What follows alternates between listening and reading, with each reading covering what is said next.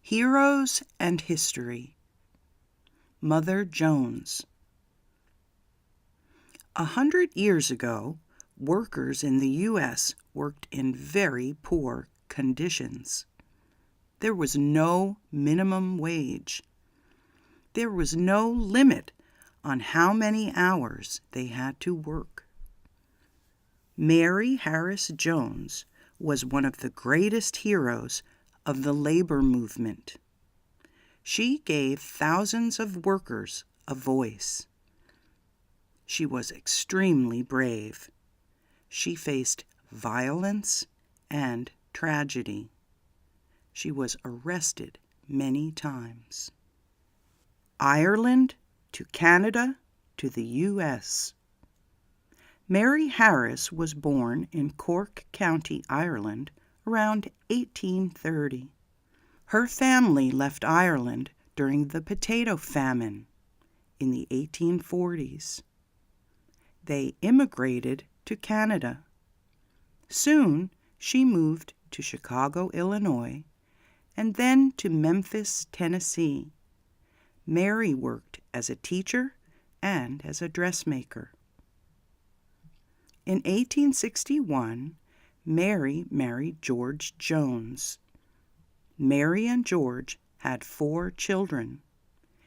In 1867, there was a yellow fever epidemic. Mary's husband and all 4 of their children died. Moving back to Chicago. Mary Jones moved back to Chicago. She opened a shop where she made dresses for wealthy women. Mary Jones was surprised how much money rich people spent on clothes. She wondered why rich people did not seem to care about the poor people in the city. The Great Chicago Fire. A huge fire started on the night of Sunday, October 8, 1871. The fire burned for 3 days. 300 people died, and more than 100,000 people lost their homes. The fire destroyed Mary Jones's home, her dress shop, and everything she owned. Working for workers. After the fire, an iron worker invited Mary Jones to join the Knights of Labor. The K of L was a secret organization that tried to get better conditions for workers.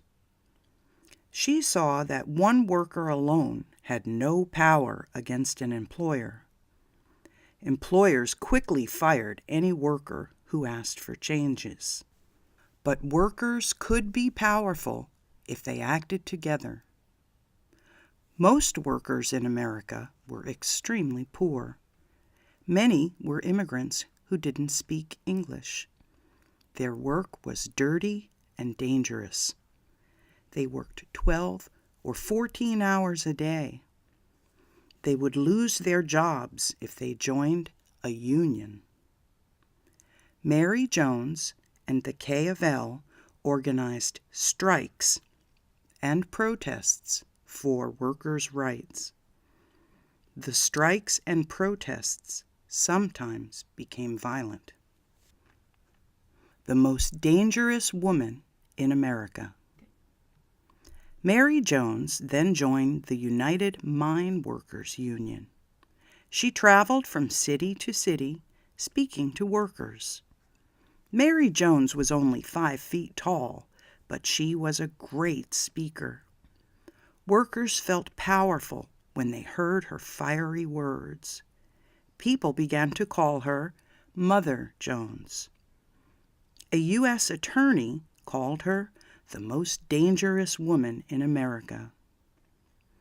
Mary Jones convinced thousands of workers to join unions. Police arrested her in many cities. She would tell the workers, "I have been in jail more than once, and I expect to go again. If you are afraid to fight, I will fight for you."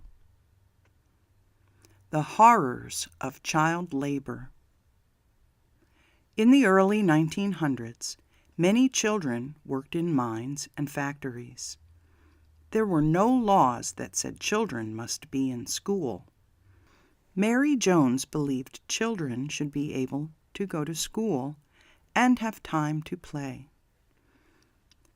In the spring of 1903, 46,000 textile workers went on strike in Kensington, Pennsylvania. Mary Jones went to Kensington to help. 10,000 of the workers were young children. Many of the children had lost thumbs, fingers, or whole hands in the textile machines. The children were small for their age and skinny. The Children's March. Mary Jones gathered a group of 200 children and other workers. They started on a 100-mile march to New York City. They marched in heat and rain for 4 weeks. The children carried signs that said, "We want to go to school and not to the mines." Farmers and union supporters gave them food and places to stay along the way.